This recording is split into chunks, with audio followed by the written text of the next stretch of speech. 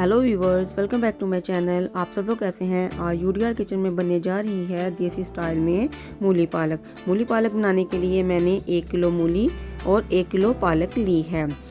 अब एक देगची में मैंने सरसों के तेल को अच्छी तरीके से गर्म कर लिया है।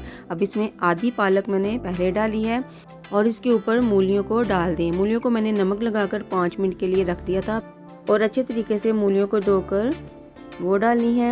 अब इसमें 3 कटी हुई हरी मिर्चें, आधी टीस्पून हल्दी, 1 टेबलस्पून कुटी हुई लाल मिर्च, आधी टीस्पून नमक और बाकी बची हुई पालक को डाल दिया है। अब इसमें थोड़ा सा पानी डालकर एक उबाल आने का इंतज़ार करें।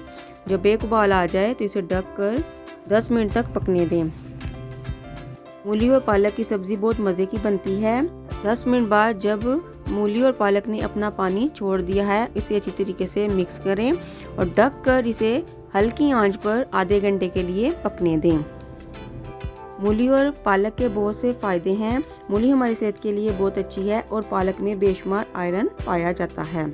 आधे घंटे में सालन में पानी खुश्क हो चुका है। अब मैंने इसे अच्छे तरीके से भून लिया है। अब इसमें आधी टीस्पून गरम मसाला, आधी टीस्पून कसूरी मेथी डालकर अच्छी तरीके से इसे मिक्स करें और ढककर 5 मिनट के लिए इसे दम पर छोड़ दें।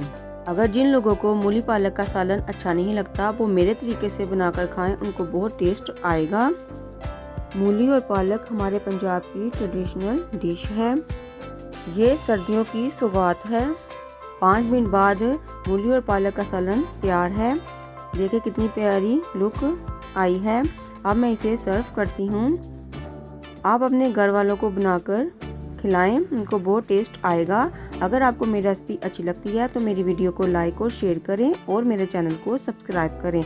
अगर आप मेरी आने वाली वीडियो देखना चाहती हैं तो बेल आइकन को ज़रूर प्रेस करें ताकि सबसे पहले नोटिफिकेशन आपके पास आए। आप कमेंट में बताएं कि आपको ये रेसिपी कैसी लगी है। आप अपनी दुआओं में याद रखें। शुक्रिया।